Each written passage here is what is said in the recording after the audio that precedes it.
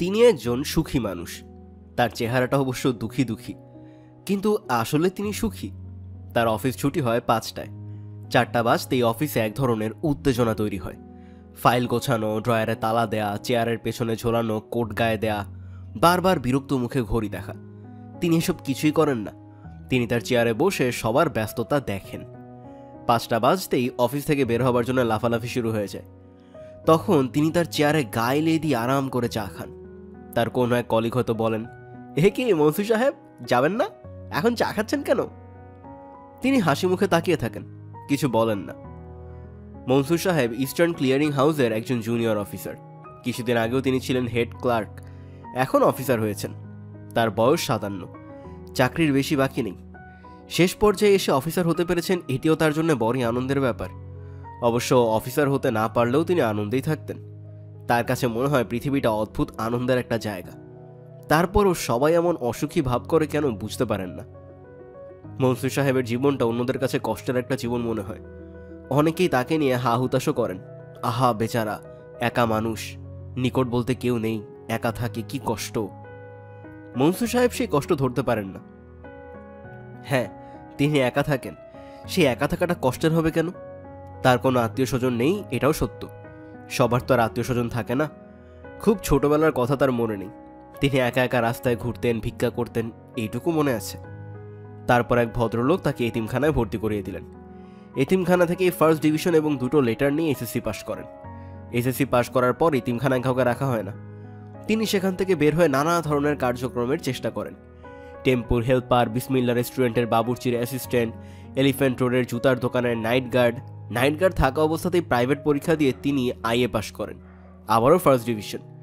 এতে এবারে 2টা না 1টা লেটার। তারপর আর পড়াশোনা হয়নি।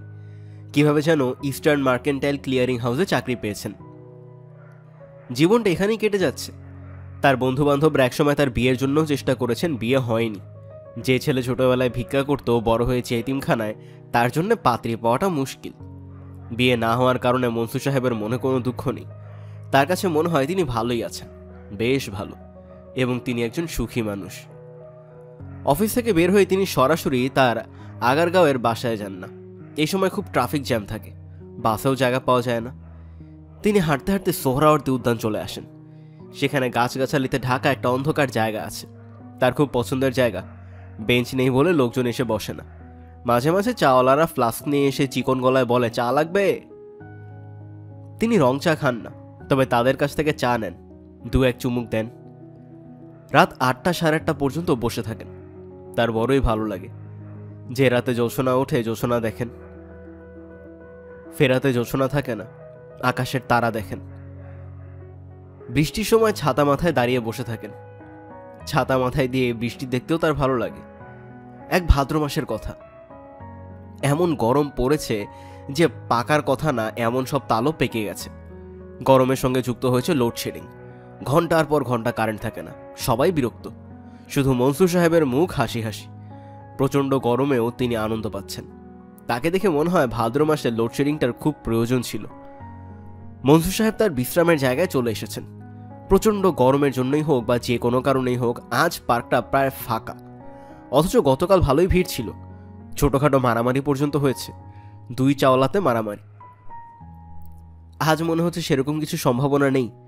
তিনি কোথাও কোনো চাওয়ালাই দেখলেন না। এরা কোনো কারণে স্ট্রাইক করেনি তো আবার। আশেপাশে চাওয়ালা দেখলে তিনি 1 কাপ চা খেতেন। গরমের জন্যই বোধহয় চায়ের তৃষ্ণা হচ্ছে, যদিও উল্টোটা হওয়া উচিত ছিল। ঠান্ডা পানির তৃষ্ণা হওয়াটাই ছিল স্বাভাবিক। মনসুর সাহেব গা থেকে পাঞ্জাবি খুলে ফেললেন। তিনি যে জায়গায় বসে আছেন বাইরে থেকে তাকে কেউ দেখবে না। পাঞ্জাবি খুলে ফেললে কিছু যায় আসে না। ঠান্ডা বাতাস দিচ্ছে, বৃষ্টি হবে মনে হয়। মনসুর সাহেব বৃষ্টির জন্য অপেক্ষা করতে লাগলেন। তিনি মনে মনে ঠিক করে রাখলেন, আজ বৃষ্টি হলে তিনি মনের আনন্দে ভিজবেন। বৃষ্টিতে ভিজলেই তার ঠান্ডা লাগে, টনসিল ফোলে, সর্দি লেগে যায়। কিন্তু আজ কেন জানি বৃষ্টিতে ভিজতে ইচ্ছা করছে। মনসুর সাহেব পা ছড়িয়ে গাছের গুঁড়িতে হেলান দিয়ে বসলেন। সাপ খোপ না বের হলেই হয়। ভাদ্র মাসটা সাপদের জন্য আলাদা করা। পত্রিকায় পড়েছিলেন, বাংলাদেশে আপের কামড়ে যত মানুষ মারা যায় তা শতকরা 65% মারা যায় ভাদ্র মাসে। মনসুর সাহেব পাঞ্জাবিটা পায়ের ওপর রেখে দিলেন। পার্কগুলি হচ্ছে এখন চোরের জায়গা। পাঞ্জাবি একটু দূরে রাখলেই চোর হাপিস করে দেবে। পায়ের ওপর পাঞ্জাবি রেখেও খুব যে একটা নিশ্চিন্ত থাকা যাবে তা না। একবার এক লোক দুপুরবেলা পার্কে শুয়ে ঘুমোচ্ছিল। চোর ঘুমন্ত অবস্থাতেই তার হাত থেকে হাতঘড়ি খুলে নিয়ে চলে গেছে। মনসুর সাহেব গাছে হেলান দিয়ে চোর এবং সাপের কথা ভাবতে ভাবতে ঘুমিয়ে পড়লেন। হঠাৎ ঘুম ভাঙল। তিনি অবাক হয়ে দেখলেন ঝুম বৃষ্টি হচ্ছে। বৃষ্টি মনে হয় অনেকক্ষণ থেকেই হচ্ছে। চারদিকে পানি জমে গেছে। রাত কটা বাজে তিনি ধরতে পারলেন না, কারণ তার হাতে ঘড়ি নেই। গত সপ্তাহে হাত থেকে পড়ে ঘড়ি বন্ধ হয়ে গিয়েছিল। সারাই করতে দিয়েছেন, এখনো সারাই হয়নি। রাত যে অনেকটা হয়েছে বোঝাই যাচ্ছে। কাছে কোনো লোক নেই। শুধু তাই না, মেইন রোডেও কোনো লোকজন নেই, গাড়িও চলছে না। এত রাতে পার্কে বসে থাকা ঠিক না। মনসুর সাহেব উঠে দাঁড়ালেন এবং লক্ষ্য করলেন পাঞ্জাবিটা নেই। তিনি যখন ঘুমোচ্ছিলেন তখনই চোর তার কাজ করে ফেলেছে। ছাতাটা যে নেয়নি তাতেই তিনি সন্তুষ্ট হলেন। পাঞ্জাবি তার আরও কয়েকটা আছে, কিন্তু ছাতা একটাই। মনসুর সাহেব ঝোপের ভেতর থেকে ছাতা হাতে বের হয়ে হঠাৎ খুবই চমকালেন। পাঞ্জাবি চোর পাওয়া গেল। চোরের বয়স নিতান্তই অল্প, 8-9 বছরের বেশি হবে না। পার্কে লাগানো ইলেকট্রিকের আলোয় বাচ্চা চোরের মুখ দেখা যাচ্ছে। মুখটা এত সুন্দর, এত মায়াকারা যে মনসুর সাহেবের মনটা মমতায় ভরে গেল। তার ইচ্ছা হতে লাগলো ছুটে গিয়ে বাচ্চাটার মাথার ভেজা চুলগুলি নেড়ে ছেড়ে দেন।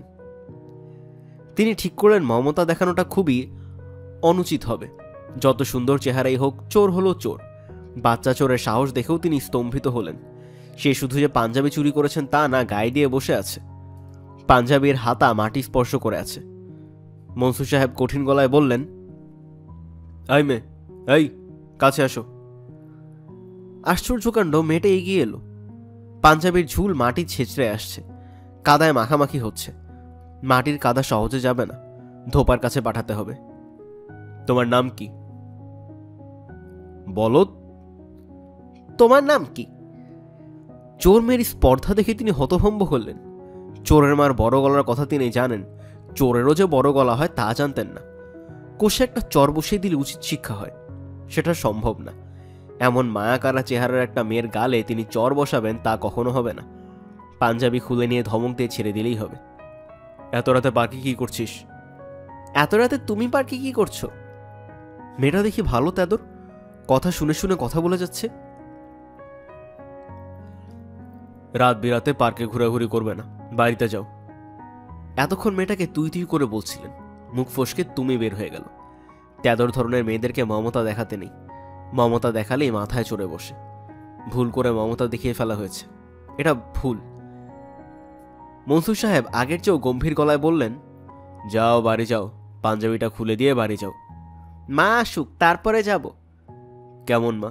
তোমাকে একা ফেলে চলে গেছে? তোমার মাও তো তোমাকে একা ফেলে চলে গেছে।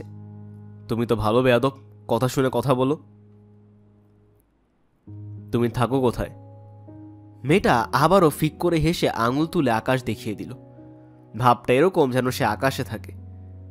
তুমি আকাশে থাকো? আকাশে থাকো কেন? তুমি কি পড়ি? হ্যাঁ। হ্যাঁ মানে? ফাজলামি করো? তুমি রাগ করছো কেন? বাচ্চা একটা মেয়ে মিথ্যা কথা বললে রাগ করবো না? আমি সত্যি কথা বলি, পরীরা মিথ্যা কথা বলে না। তুমি পড়ি? হ্যাঁ। এখানে কি করছো? বেড়াতে এসেছি, মা রেখে গেছে। বৃষ্টি হচ্ছিল তো, বৃষ্টির জন্য মা আর আমাকে নিতে আসতে পারেনি। বৃষ্টির সময় পরীরা উঠতে পারে না, পাখা ভিজে যায়। মনসুর সাহেব মেয়েটার মিথ্যা কথা বলার ক্ষমতা দেখে স্তম্ভিত হলেন। কেমন ঘুটঘুট করে মিথ্যা বলেই যাচ্ছে। এই মেয়ে বড় হয়ে কি হবে কে জানে। তুমি তাহলে পড়ি? তোমার মা তোমাকে ফেলে গেছে? ফেলে যায়নি তো, খেলার জন্য রেখে গেছে, এখন নিতে আসবে। যখন নিতে আসবে তখন তুমি উড়ে আকাশে চলে যাবে? হ্যাঁ। আমার পাঞ্জাবিটা নিয়েই উড়ে আকাশে চলে যাবে? না, তোমার পাঞ্জাবি দিয়ে যাব। পাঞ্জাবিটা পরেছো কেন? আমার পাখা ঢেকে রাখার জন্য পরেছি, কেউ যেন বুঝতে না পারে আমি একটা পরী। তুমি নিজেই তো বলে বেড়াচ্ছ তুমি একটা পরী। সবাইকে তো বলছি না, শুধু তোমাকে বলছি। যথেষ্ট বকবক করা হয়েছে, এখন পাঞ্জাবিটা খুলে আমাকে দাও, তারপর যেখানে ইচ্ছা চলে যাও। বাচ্চা বয়সে এত মিথ্যা কথা বলা ঠিক না। মনসুর সাহেব নিজেই মেয়েটার গা থেকে পাঞ্জাবি খুললেন এবং হতভম্ব হয়ে দেখলেন মেয়েটার পিঠে রূপালী রঙের পাখা। ময়ূরের পেখমের মতো পাখা ভাঁজ করা ছিল। হঠাৎ পাখা মেলে গেল। ধবধবে সাদা রঙের পাখা, চিকচিক ঝিকঝিক করছে। কি অপূর্ব দৃশ্য। আমার মা এসে গেছে, আমি যাই, তুমিও বাসায় চলে যাও। পরি দেখার এই গল্পটা মনসুর সাহেব কারো সঙ্গেই করেন না, করে কোনো লাভ নেই, কেউ বিশ্বাস করবে না। অন্যদের দোষ দিয়ে লাভ কি, তার নিজেরই মাঝে মাঝে অবিশ্বাস হয়। তবে তিনি এখন প্রায়ই পার্কের ওই জায়গাটায় গিয়ে গভীর রাত পর্যন্ত বসে থাকেন, যদি পরি মেয়েটা আবারও আসে। মনসুর সাহেব পাঞ্জাবির পকেটে সবসময় এক পিস কেক, 2টা লজেন্স, একটা আচার, একটা চুইংগাম রাখেন। পরি মেয়েটা কি করে তিনি জানেন না, কি খায় জানেন না। কোনো একটা যদি পছন্দ করে, তার খুব শখ মেয়েটাকে সামনে বসিয়ে কিছু খাওয়াবে, তার চুলে হাত বুলিয়ে কিছুক্ষণ আদর করবে। এখন পড়ে শোনাচ্ছি পরবর্তী গল্প, বোকাভু। তোমাদের আজ একটা ভূতের গল্প বলি। ভয় নেই, যে ভূতের গল্প বলবো সে হলো বোকা টাইপ ভূত, বেজায় বোকা। তার নাম হলো বোকাভু। তার বয়স বেশি না, মাত্র 7। মানুষ হয়ে জন্মালে সে ক্লাস 2তে পড়তো। বোকাভু কেমন বোকা এখন বলি। ভূত বাচ্চাদের প্রধান কাজ হচ্ছে মারামারি, খামচাখামচি করা। এ ওকে কামড়ে ধরবে, কিল ঘুষি মারবে, কাদায় চুবাবে। বোকাভু এসব কিছুই করে না।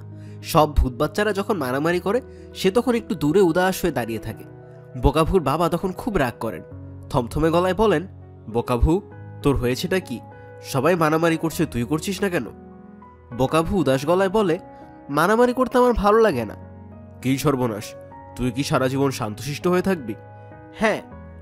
লক্ষ্মী সোনা, পুটপুট, ভুটভুট, তুই নিয়ে যা ঠাস করে একটা ভূতের বাচ্চার মাথায় বাড়ি দিয়ে, দেখবি কত মজা পাবি। কাউকে ব্যথা দিলে আমার খুব খারাপ লাগে। যত দিন যাচ্ছে তুই তো ততই বোকা হচ্ছিস রে বাবা। হ্যাঁ, হচ্ছি। বোকা হতে হতে শেষটায় হাবা হয়ে যাবে, তখন তোকে আর কেউ বোকাভু ডাকবে না, ডাকবে হাবাভু। ভূতদের নাম হাবাভু হলে খুব লজ্জার হয়। বাবা, তোর চিকিৎসা হওয়া দরকার, চল তোকে ডাক্তারের কাছে নিয়ে যাই। আমার কোথাও যেতে ইচ্ছা করছে না, আমার শুধু চাঁদের দিকে তাকিয়ে থাকতে ইচ্ছা করছে। বোকাভুর বাবা কাঁদো কাঁদো হয়ে গেলেন। বোকাভু তার খুব আদরের সন্তান, আজ তার একই অবস্থা। তিনি ছেলেকে ভূত ডাক্তারের কাছে নিয়ে গেলেন। ভূত ডাক্তার খুব ভয়ঙ্কর, কটমট করে তাকান, হুমহাম শব্দ করেন, কথা বলেন পদ্যে।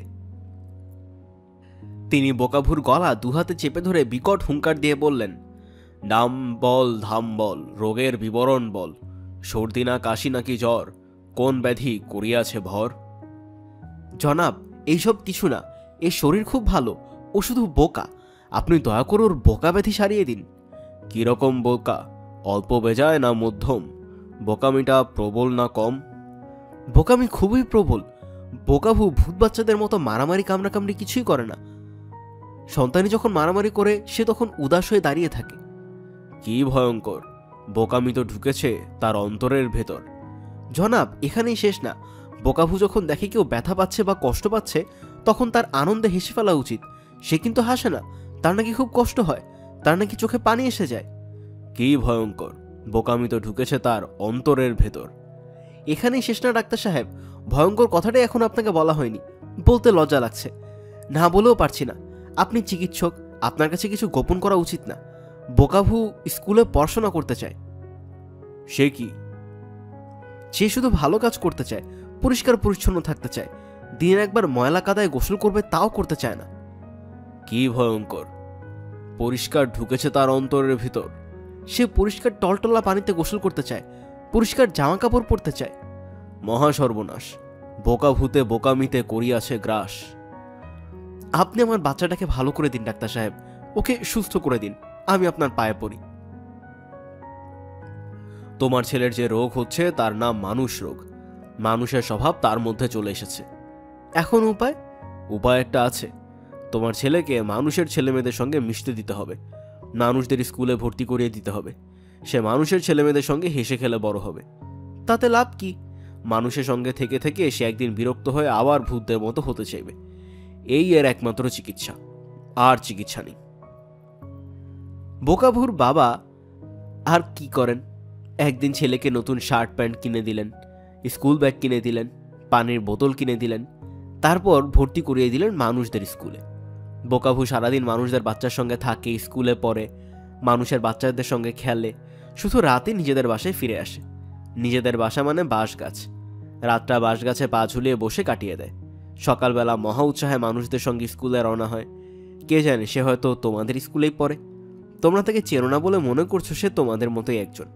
তার সঙ্গে তোমরা হাসছো, খেলছো, গল্প করছো, সে দেখতে কেমন বলবো?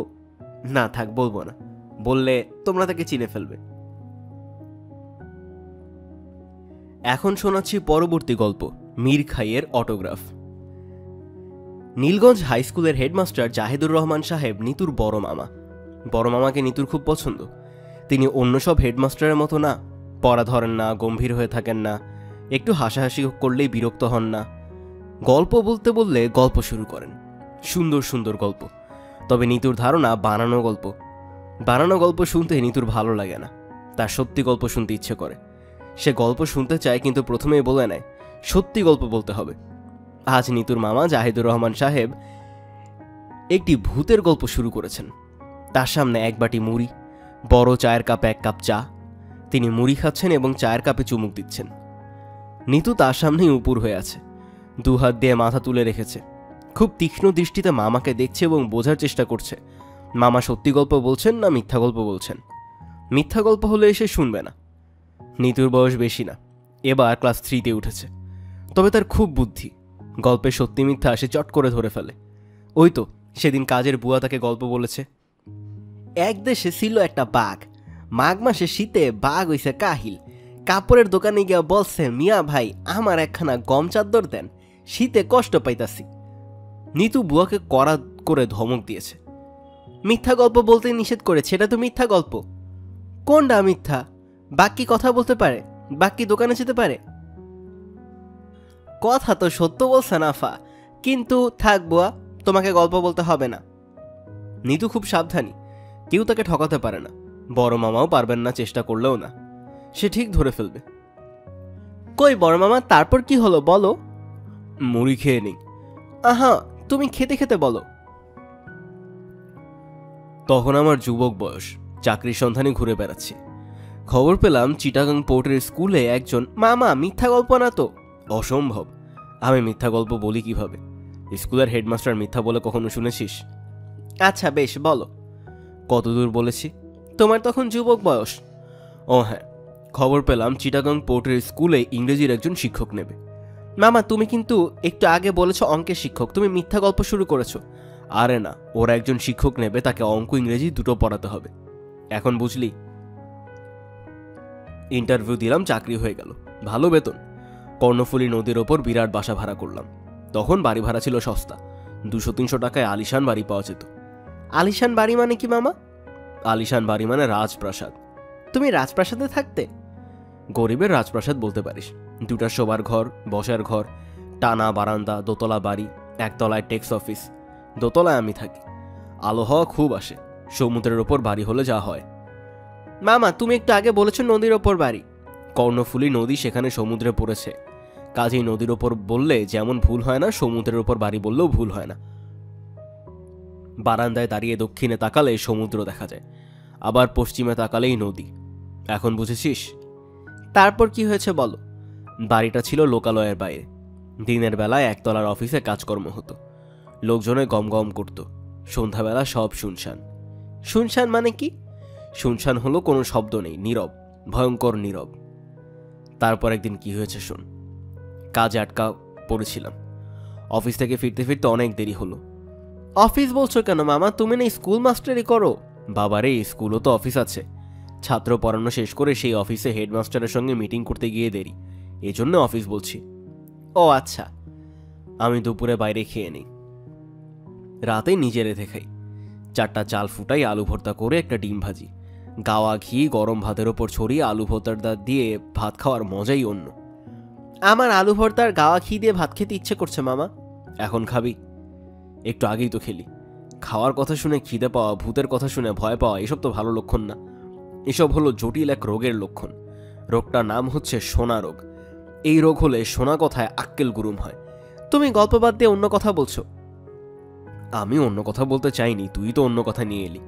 যাই হোক, কি যেন বলছিলাম। ও হ্যাঁ, আমার বাসা যে এলাকায়, সে এলাকাটা সন্ধ্যার পর শুনশান নীরব হয়ে যায়। সেদিনই বাসাটা অন্য দিনের চেয়েও নীরব। হোটেলে 4টা ভাত খেয়ে যখন ফিরছি, মামা তুমি এক্ষুনি বললে আলু ভর্তা দিয়ে গাওয়া ঘি দিয়ে ভাত খেলে। তোকে গল্প বলা এক যন্ত্রণা, সবটা না শুনে জেরা শুরু করিস, পুরোটা শুনে তারপরে জেরা করবি। শোন, ঠিক করেছিলাম বাসাতেই রেঁধে খাবো। রাতে গিয়ে দেখি চুলা ধরানো যাচ্ছে না, এক ফোঁটা কেরোসিন নেই। বাধ্য হয়ে হোটেলে খেতে গেলাম। হোটেলটা আবার অনেকখানি দূর, 3 কিলোমিটার হবে, যেতে লাগে 1 ঘন্টা। খাওয়া দাওয়া শেষ করে ফিরছি, রাত 9টার মতো বাজে। নির্জন রাস্তা, খুব হাওয়া দিচ্ছে, শীত শীত লাগছে। চাদর গায়ে ছিল, চাদর দিয়ে নিজেকে মুড়িয়ে নিয়ে এগোচ্ছি। হঠাৎ মনে হলো কে যেন চাদরের খুঁট ধরে আমার সঙ্গে সঙ্গে এগুচ্ছে। তাকিয়ে দেখি কেউ না, নিশ্চয়ই মনের ভুল। কিন্তু আমি স্পষ্ট অনুভব করলাম যখন আমি হাঁটি, কে যেন চাদরের খুঁট ধরে সঙ্গে সঙ্গে হাঁটে, দাঁড়ালেই চাদরের খুঁট ছেড়ে দেয়। আমি হতভম্ব, ব্যাপারটা কি? চাদরে কোনো সমস্যা আছে নাকি? আমি গা থেকে চাদর খুলে ভাঁজ করে ছোট করলাম, ফেলে দিলাম কাঁধে। শীত লাগলে লাগুক, চাদরের খুঁট ধরে তো আর কেউ এখন টানাটানি করবে না। আবার হাঁটা ধরতেই ভয়ঙ্কর এক চমক খেলাম। কি যেন এখন আমার বা হাতের কোণে আঙুল ধরে হাঁটছে, অথচ কাউকে দেখা যাচ্ছে না। মামা, কে তোমার কোণে আঙুল ধরে হাঁটছে? কিছুই বুঝতে পারিনি, তবে যে হাঁটছে সে শক্ত হাতে আমার আঙুল চেপে ধরে আছে। মনে হচ্ছে অল্প বয়স্ক কোনো বাচ্চা, তুলতুলে হাত, নরম আর ঠান্ডা। আমি ঝাঁকি দিয়ে হাত ছড়িয়ে নিলাম। 2 পা এগোতে আবার আঙুল চেপে ধরল। মামা, আমার ভয় লাগছে। তোর আবার কি ভয় লাগছে? আমার ভয় যা লাগছিল তার সীমা পরিসীমা ছিল না। শরীর ঘেমে গেল, বুক ধকধক করতে লাগলো। একবার ইচ্ছে করলো উঠে দৌড় দিই। তুমি কি করলে, দৌড় দিলে? না, দৌড় দিলাম না, কারণ স্যান্ডেল পুরনো, স্যান্ডেলের ফিতা নরম হয়ে আছে, দৌড় দিলেই ফিতা ছিঁড়ে যাবে। আমি সিগারেট ধরালাম। সিগারেট ধরালে কেন মামা? সিগারেটে আগুন আছে, আগুন থাকলে ভূত প্রেত কাছে ভিড়ে না। ওটা কি ভূত ছিল মামা? না, ভূত ছিল না, ওটা ছিল টুতের বাচ্চা। টুতের বাচ্চা আবার কি? আমরা সবসময় বলি না বাঘ টাক ভূত টুত। বাঘের যেমন বাচ্চা আছে সেরকম আছে টাগের বাচ্চা, আবার ভূতের বাচ্চার মতো আছে টুতের বাচ্চা। ওরা কেমন? ভয়ঙ্কর। ভূতরাই ওদের ভয়ে অস্থির, মানুষের কথা ছেড়ে দে। একটা টুতের বাচ্চা থাকলে তার ত্রিসীমানায় কোনো ভূতের দেখা পাবি না। ওরা দেখতে কেমন? দেখতে কেমন কি করে বলবো, ওদের তো আর চোখে দেখা যায় না। হাত দিলে বোঝা যায়? অবশ্যই যায়। আমি তো ভয়ে আটকে উঠলাম। তাকে চট করে নিজেকে সামলে নিয়ে প্রচন্ড ধমক দিয়ে বললাম, কে কে? ধমক কেন? ভয় কাটানোর জন্য। খুব বেশি ভয় পেলে ধমক দিতে হয়, ধমকের জোর যত বেশি ভয়ও তত কমে। তোমার ধমকের জোর খুব বেশি ছিল? ভয়ঙ্কর ছিল, নিজের ধমকে নিজেই ভয় পেয়ে গেলাম। আর তখন শুনলাম মিনমিন করে কে যেন কথা বলল। কথা পরিষ্কার না, একটু জড়ানো। আমি বললাম, কথা কে বলছে? আমি। আমিটাকে নাম কি? আমার নাম মিরখাই। তুই কে, ভূত নাকি? জি না, আমি ভূত না, আমি টুত। তুই আমার আঙুল ধরে আছিস কেন? ভয় দেখাবার চেষ্টা করছিস? হ্যাঁ। কেন? ভূতের বাচ্চা হাউ হাউ করে কাঁদতে লাগলো। আমি বললাম, ব্যাপারটা কি, কাঁদছিস কেন? কোনো জবাব নেই, কান্না আরো বেড়ে গেল। আমার মায়া লাগলো, ব্যাপার কিছু বুঝছি না, কেন কাঁদছে জানা দরকার। মামা, ওর কি পেটে ব্যথা? তখনও জানি না, তবে পেটে ব্যথা হতে পারে। পেটে ব্যথার কারণে কাদাটা অস্বাভাবিক না, আমার অন্য কারণও থাকতে পারে। হয়তো পথ হারিয়ে ফেলেছে। খুব অল্প বয়স যাদের, ওরা মাঝে মাঝে পথ হারিয়ে ফেলে, তখন কান্নাকাটি শুরু করে। কিরে, তুই পথ হারিয়ে ফেলেছিস? না। পেটে ব্যথা? না। কেউ মারধর করেছে? না। তাহলে ব্যাপারটা কি, খুলে বল, কান্না বন্ধ করে বল, হয়েছে কি? টুতের বাচ্চা ফোপাতে ফোপাতে বলল, পরীক্ষায় ফেল করেছি। বলিস কি? মামা, টুতের বাচ্চাদের স্কুল আছে? অবশ্যই আছে, প্রাইমারি এডুকেশন এদের জন্য কম্পালসারি। ওদের কি কি পড়ানো হয়? সবই পড়ানো হয়, অঙ্ক, ভূগোল, ইতিহাস, ধর্ম, সব। ও কিসে ফেল করেছে?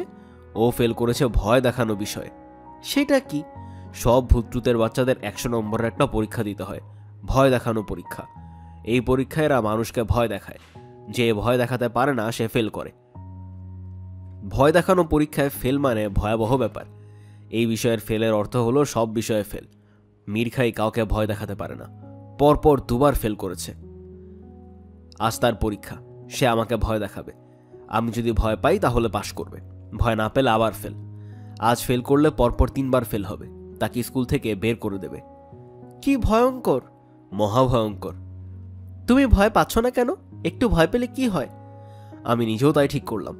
ভাবলাম এমন ভয় পাবো যে টুত সমাজে হইচই পড়ে যাবে। মিরখাই শুধু যে পরীক্ষায় পাশ করবে তাই না, একদম মুন মার্ক পেয়ে পাশ করবে। মুন মার্কটা কি? 100-তে 80 নম্বরের উপরে পেলে হয় স্টার মার্ক, 100-তে 90 বা 90-এর ওপরে পেলে হয় মুন মার্ক।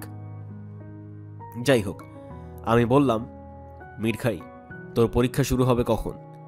রাত 12টার পর। হেড স্যার আসবেন, অন্য স্যাররাও আসবেন, তখন আমি আপনাকে ভয় দেখাবো। যদি ভয় পান তাহলে পাশ করব, আর যদি না পান তাহলে, বলে আবার কাঁদতে লাগলো।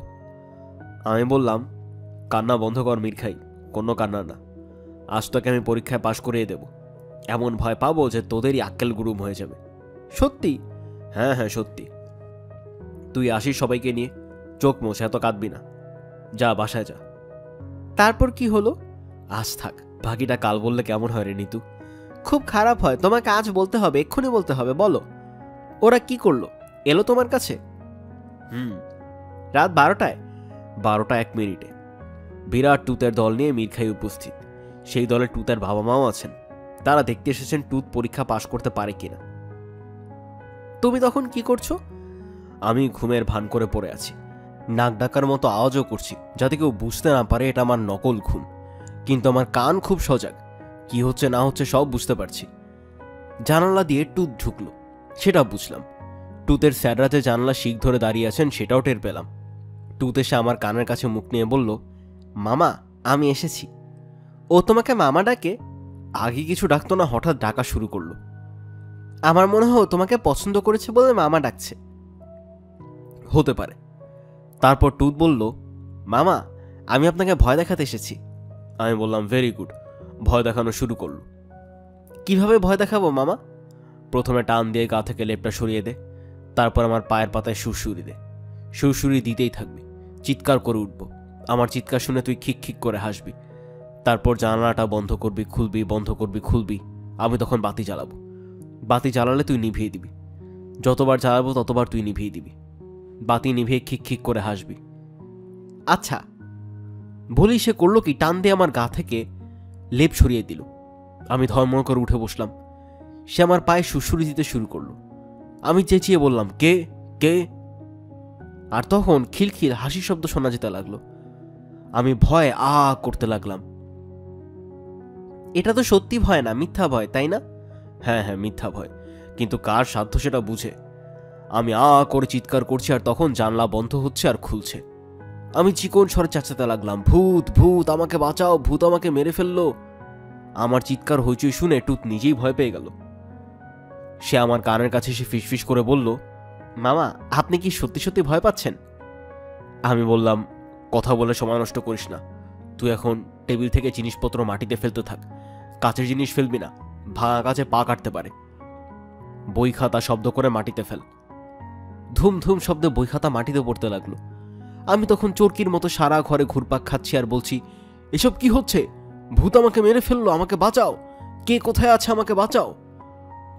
সুইচ টিপে বাতি জ্বালালাম। মিরখাই সঙ্গে সঙ্গে বাতি নিভিয়ে দিল। আমি আবার বললাম, এসব কি হচ্ছে, বাতি নিভে যাচ্ছে কেন? বললে আবার বাতি জ্বালালাম। মিরখাই আবার বাতি নিভিয়ে দিল। আমি একটা বিকট চিৎকার করে গো গো শব্দ করতে করতে মেঝেতে পড়ে গেলাম। মিরখাইয়ের স্কুলের হেডমাস্টার সাহেব বললেন, থাক থাক, আর লাগবে না, আর লাগবে না, বাদ দাও, শেষে মরে টরে যাবে। দেখে মনে হচ্ছে হার্ট অ্যাটাক হয়ে গেছে। মিরখাই তুমি পাশ করেছো, শুধু পাশ না, মুন মার্ক পেয়ে পাশ করেছো। ভেরি গুড, ভেরি গুড, চলো যাওয়া যাক। মিরখাই আমার কানের কাছে মুখ নিয়ে বলল, মামা যাই। আচ্ছা যা, আর শোন, ভালো মতো পড়াশোনা করিস। মামা গল্প শেষ হয়ে গেল? হ্যাঁ। এটা কি সত্যি গল্প? অবশ্যই সত্য গল্প। মিরখাইয়ের সঙ্গে কি এখন দেখা হয়? হয়, আসে মাঝে মধ্যে। এখন মিরখাই কি করে? ও এখন ভূত এবং টুথ সমাজে বিরাট ব্যক্তিত্ব।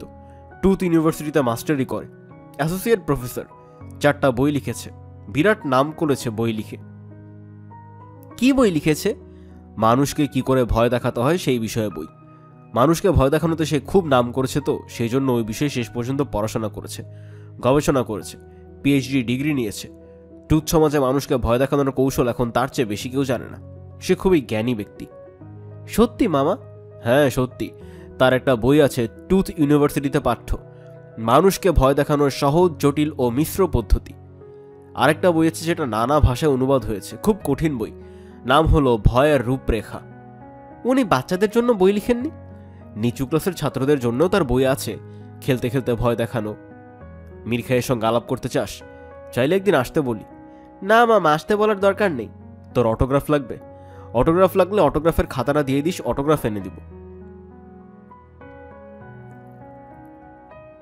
জাহিদুর রহমান সাহেব নিতুর অটোগ্রাফের খাতায় মীর খাইয়ের অটোগ্রাফ এনে দিয়েছে। নিতু খাতা দেখে বলল, কোথাও তো লেখা দেখছি না মামা। দেখবি কি করে? মীর খাই নিজে যেমন অদৃশ্য, তার হাতের লেখাও অদৃশ্য। এখানে কি লেখা আছে? এখানে লেখা আছে, স্নেহের নিতুকে, নিতু ভয়কে জয় করো, মীর খাই। খাতাটা যত্ন করে রাখিস, ভূতের অটোগ্রাফ পাওয়া সহজ ব্যাপার না। নিতু তার অটোগ্রাফের খাতা খুব যত্ন করে তুলে রেখেছে। কেউ এলেই সে মীর খাইয়ের অটোগ্রাফ খুব আগ্রহ করে দেখায়। এখন পড়ে শোনাচ্ছি পরবর্তী গল্প, রুরুর গল্প।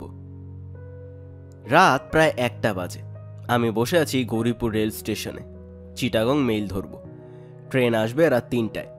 অপেক্ষা করা ছাড়া বর্তমানে আমার আর কিছু করণীয় নেই। শীতের রাত, ময়মনসিংহ অঞ্চলের বিখ্যাত শীত পড়েছে। গারো পাহাড় থেকে উড়ে আসছে কনকনে হাওয়া। সোয়েটারের ওপর কোট, তার ওপর একটা চাদর চাপিয়েও ঠকঠক করে কাঁপছি। গৌরীপুর রেল স্টেশনের ওয়েটিং রুমে আপাতত স্থান পেয়েছি, তবে কতক্ষণ এখানে থাকতে পারবো বুঝতে পারছি না। স্টেশনের ভবঘুরে সম্প্রদায়ের বিশাল অংশ এখানে স্থান নিয়েছে। ঝগড়াঝাটি হচ্ছে। আমার চোখের সামনে ছোটখাটো একটা মারামারিও হয়ে গেল। এক ভদ্রলোক তার মেয়ের বিয়ের জন্য খাসি কিনেছেন। তিনি যাবেন মোহনগঞ্জ। 4টি প্রমাণ সাইজের খাসি নিয়ে তিনিও এই তোমার মতোই ওয়েটিং রুমে অপেক্ষা করছেন। খাসি 4টির স্বভাব বিচিত্র। এরা চুপচাপ থাকে, কিন্তু কিছুক্ষণ পর পর 4জনই একসঙ্গে ব্যাকুল স্বরে ডাকাডাকি শুরু করে। তাদের ডাকাডাকিতে ভয় পেয়ে ছোট ছোট বাচ্চারা কাঁদতে শুরু করে। যখন বিশৃঙ্খলা চরমে ওঠে তখন খাসিরা চুপ করে যায়। এমন অবস্থায় মেজাজ ঠিক রাখা খুব মুশকিল। আমি প্রাণপণে চেষ্টা করছি মেজাজ ঠিক রাখতে। চেয়ারে পা তুলে বসে বই পড়ার চেষ্টা করছি। এই সময় আমাকে চমকে দিয়ে এক ভদ্রলোক বললেন, স্যার চা খাবেন? ভদ্রলোক আমার পরিচিত নন। পরিচিত হলেও অবশ্যই চেনা যেত না। তিনি পরে আছেন মাংকি ক্যাপ। টুপির ফুটোর ভেতর দিয়ে শুধু চোখ বের হয়ে আছে। রোগা পাতলা মানুষ, বেশ লম্বা। শীতের কারণে বোধহয় খানিকটা বেঁকে গেছেন। ভদ্রলোক আবার বললেন, স্যার চা খাবেন? জি না, আমি আপনার মতোই চিটাগং মেইল ধরব। ও আচ্ছা, শীত কিরকম পড়েছে দেখেছেন? সাইবেরিয়াতেও এত শীত পড়ে না। শীতের মধ্যে চা খেলে শরীরটা চাঙ্গা হতো। আমার প্রয়োজন নেই। ভদ্রলোক চলে গেলেন। আমি আবার বইয়ে মন দেবার চেষ্টা করলাম। শীত মনে হচ্ছে আরও বেড়েছে। চাদর ভেদ করে ঠান্ডা বাতাস ঢুকছে। খাসি 4টা আবারও একসঙ্গে চেঁচাতে শুরু করেছে। আমি বই পড়ছি, কিন্তু কি পড়ছি নিজেই বুঝতে পারছি না। স্যার চা নিন। আরে নিন স্যার, শীতটা কমবে, চুমুক দিন। আমি কথা বাড়ালাম না, চায়ের কাপ নিলাম। পান খাওয়ার অভ্যাস আছে? জি না, পান নিয়ে এসেছি। চা খাবার পর জর্দা দিয়ে একটা পান খান, দেখবেন শীত কমে গেছে। পান খেলে মুখ নড়ে তো, এক্সারসাইজ হয়, এতে শীত কমে। স্যার আমার নাম মনসুর, আমি আপনার সঙ্গে চিটাগং মেইল ধরব, তবে আমি যাচ্ছি দোহাজারি। ও আচ্ছা, দোহাজারিতে একটা পুরনো বাড়ি আছে, প্রায় 200 বছর আগের হিন্দু বাড়ি। ওই বাড়িতে ভূত থাকে বলে জনশ্রুতি, সেই জন্যই যাচ্ছি। ভূত দেখতে যাচ্ছেন? বলেই মনে হলো বিরাট ভুল করেছি। ভদ্রলোককে বকবক করার সুযোগ দিয়েছি। এখন তিনি দীর্ঘ সময় নিয়ে ব্যাখ্যা করবেন কেন তিনি দোহাজারি যাচ্ছেন। কথাটা স্যার আপনি নেহায়েত ভুল বলেননি, আমি ভূতের সন্ধানেই যাচ্ছি। ও আচ্ছা, বাংলাদেশে যেখানে যত পুরনো বাড়ি আছে সেখানেই যাচ্ছি। ভূত প্রেতরা সাধারণত লোকালয়ের বাইরে পুরনো বাড়িঘর পছন্দ করে। ওদের খুঁজে বের করার জন্য ওইসব জায়গায় ভালো। ও, শহরে তারা যে একেবারে থাকে না তা না, মাঝে মধ্যে শহরেও আসে, তবে অল্প সময়ের জন্য। গাড়ি ঘোড়ার যে ভিড়, মানুষ থাকতে পারে না তো ভূত। আপনি ভূত নিয়ে গবেষণা করছেন? জি না, তবে ওদের বিষয়ে অনেক কিছু জানি। আচ্ছা, ভূত নিয়ে একটা গ্রন্থ রচনার ইচ্ছা আছে, দেখি পারি কিনা। একবার একটা আর্টিকেল লিখে পত্রিকায় পাঠিয়েছিলাম, ওরা ছাপেনি। আজকাল সব কিছুতেই ধরাধরি, লেখা ছাপার মধ্যেও ধরাধরি। পরিচিত লেখকের অগা মগা বগা লেখা বড় বড় হেডিং দিয়ে ছাপবে। আমার মতো অপরিচিত লেখকের লেখা যত ভালোই হোক ছাপবে না। ঠিক বলিনি স্যার? জি। অথচ আমার লেখাটা ছিল গবেষণাধর্মী। শিরোনাম ছিল শিশু ভূতের খাদ্য। লেখার কপি সঙ্গে আছে, পড়বেন? জি না, আমি একটা বই পড়ছি, বইটা শেষ করা দরকার। আমার লেখাটা খুব ছোট, 3 পৃষ্ঠার, পড়তে সময় লাগবে না। পড়তে চাচ্ছি না। না চাইলে পড়তে হবে না। খুব খাটাখাটনি করে লিখেছিলাম। শিশু ভূতের খাদ্যের ওপর এরকম লেখা দ্বিতীয় লেখা হয় বলে আমার মনে হয় না। অথচ এই লেখা ছাপল না। সম্পাদকের সঙ্গে দেখা করেছিলাম। উনি ব্যক্তিগতভাবে লেখাটার প্রশংসা করলেন। অবশ্য বললেন শিশু ভূতের খাদ্যের উপর লেখা তাদের পত্রিকার উপযোগী নয়। ভূতের কোনো পত্রিকা থাকলে তারা লিখে নেবে। উনি বললেন ভূতদের কোনো পত্রিকায় লেখাটা পাঠিয়ে দিতে। আমি মনে মনে সম্পাদকের বুদ্ধির প্রশংসা করলাম। সেই সঙ্গে ক্ষীণ সন্দেহ হতে লাগলো। আমার সামনে বসে থাকে এই মানুষটার মাথায় সম্ভবত কোনো সমস্যা আছে। সুস্থ মাতার লোক ভূত শিশুর খাদ্য নিয়ে প্রবন্ধ ফাঁদতে পারে না। স্যারের কি 1 মিনিট সময় হবে? Just 1 minute. আপনার সন্ধানে কি কোনো পুরনো বাড়ি আছে যেখানে ভূতের আস্তানা? জি না। অনুগ্রহ করে আমার কার্ডটা রাখুন। এখানে আমার ঠিকানা আছে, টেলিফোন নাম্বারও আছে। তবে আমার নিজের টেলিফোন না, পাশের বাসার টেলিফোন। মাঝে মাঝে ওদের খুব নরম গলায় অনুরোধ করলে ওরা আমাকে ডেকে দেয়। পুরনো ধরনের কোনো ভূতের বাড়ির সন্ধান পেলে আমাকে 2 কলম লিখে দেবেন, আমি চিরকৃতজ্ঞ থাকব। জি আচ্ছা। স্যার, আপনি আমাকে পাগল ভাবছেন না তো? না না, থ্যাংক ইউ। অনেকেই ভাবে, আমার নিজের আত্মীয় স্বজনেরই ভাবে। আপনাকে দোষ দিয়ে কী হবে? আমার বড় বোন আমাকে এক পাগলের ডাক্তারের কাছে নিয়ে গিয়েছিলেন, পিজির প্রফেসর। তিনি আমাকে খুব ভালো মতো পরীক্ষা করে বলেছেন যে আমি পাগল না। আচ্ছা, শুধু যে মুখে বলেছেন তা না, লিখিতভাবে দিয়েছেন। আমার সঙ্গে আছে, দেখতে চাইলে দেখাতে পারি। জি না, দেখতে চাচ্ছি না। আমাকে পাগল ভাবলে লোকজনদেরও দোষ দেয়া যায় না। কোনো সুস্থ মাথার লোক তো আর ভূতের বাড়ি খুঁজে বেড়াবে না। ঠিক বলেছি না স্যার? ঠিকই বলেছেন মনসুর সাহেব। ভাই শুনুন, যদি কিছু মনে না করেন, আমার বইটা শেষ করা দরকার, খুবই জরুরি। জরুরি হলে তো বই শেষ করতেই হবে। স্যার, বই শেষ করুন। আসলে আমি পড়েছি এমন বিপদে যে বিপদের কথা কাউকে না বলে থাকতে পারি না। এমন বিপদ যে সবাইকে বলাও যায় না। সবাই সব জিনিস বুঝতে পারবে না, আপনার মতো 2-1 জন বুঝবে। যখন এরকম কাউকে পাই তখন বিপদের কথাটা বলার চেষ্টা করি। আমি জানি যাকে বলতে যাই তিনি বিরক্ত হন, তারপরেও বলি। এই যেমন আপনি বিরক্ত হচ্ছেন, বই পড়ার কথা বলে আমার হাত থেকে বাঁচতে চাচ্ছেন। আসলে তো আপনি বই পড়ছেন না, তখন থেকে একটা পাতা চোখের সামনে মেলে ধরে আছেন। যখনই আপনাকে কিছু বলতে চাচ্ছি ততবারই আপনি বলছেন খুব জরুরি, বইটা শেষ করতে হবে। ঠিক আছে, আমি শুনছি। আপনার বিপদটা কি বলুন। আমার কথায় রাগ করেননি তো? না না, রাগ করেননি। বলুন, কি বলবেন। আমি বরং আরেক কাপ চা নিয়ে আসি, চা খেতে খেতে শুনুন। চা আনতে হবে না, আপনি বলুন। একটা ভূতের বাচ্চাকে নিয়ে আমি বড়ই বিব্রত আছি। ভূতের বাচ্চা? জি, ভূতের বাচ্চা। Son of a ghost. 3-4 বছর বয়স, নিতান্তই শিশু। আচ্ছা।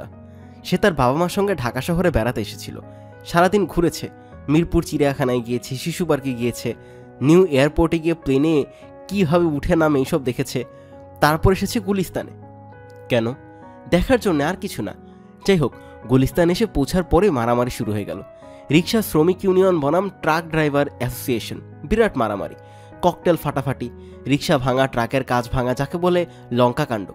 এই দেখে ভূতের বাবা ভয় দিল একদিকে দৌড়, তার মা দিল আরেক দিকে দৌড়, আর বাচ্চাটা লাফ দিয়ে আমার গলা জড়িয়ে ঝুলতে লাগলো।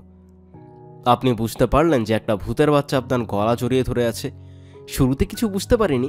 আমার তখন মাথার গায়ে কুত্তা পাগল অবস্থা। পুলিশ টিয়ার গ্যাস ছাড়তে শুরু করেছে। চোখে অন্ধকার দেখি। আমি দৌড়াতে দৌড়াতে বাসায় এলাম। বাসায় আসার পর মনে হলো বানরের মতো কিছু একটা আমার গলা জড়িয়ে ধরেছে। জিনিসটাকে ছাড়িয়ে দিতেই সেটা ধূপ করে মেঝেতে পড়ে গিয়ে করে কান্না শুরু করলো। এখন বিবেচনা করুন আমার মনের অবস্থা। একটা কিছু আমার গলা থেকে খসে পড়েছে। আমি তার মেঝেতে পড়া শব্দ শুনছি, কান্নার শব্দ শুনছি, অথচ জিনিসটাকে দেখতে পাচ্ছি না। আপনি কিছুই দেখছেন না? দেখব কি করে? ভূত তো আর চোখে দেখা যায় না। কতদিন আগের কথা? প্রায় 9 মাস। 9 মাস ধরে এটা আপনার সঙ্গে আছে? জি, ফেলে তো দিতে পারি না। অবোধ শিশু, বাবা মাকে হারিয়ে নিতান্তই অসহায়। কোথায় তাদের খুঁজে পাওয়া যাবে সেটা জানে না, কিভাবে তাদের সঙ্গে যোগাযোগ করবে তাও জানে না। কথা বলতে পারে, অল্প বিস্তর পারে, সব কথা শিখে নাই। নিতান্তই শিশু। বুঝতেই পারছেন, মানুষের বাচ্চারা 3 বছরে সব কথা বলতে পারে, ভূতের বাচ্চারা পারে না, ওদের গ্রোথ কম। বুঝলেন ভাই সাহেব, মানুষই শিশু পালন করাই কত জটিল, আর এ হচ্ছে ভূত শিশু, চোখে দেখা যায় না, বাবা মা হারা শিশু। আমি ছাড়া দেখার কেউ নেই। রাতে ঘুমোতে যেতাম ওকে সঙ্গে করে, আমার গলা জড়িয়ে ধরে ঘুমাতো। আমার ঠান্ডা লাগতো, ভূতদের শরীর আবার খুব ঠান্ডা। শীতের দিনে দুটো কম্বল গায়ে দিয়ে ঘুমোচ্ছি, ভূত শিশুর কারণে কম্বলের ভেতরটা হিম শীতল, ঠান্ডা লেগে নিউমোনিয়ার মতো হয়ে গেল। তাই বলে আর রুরুকে ফেলে দিতে পারি না। ওর নাম কি? রুরু।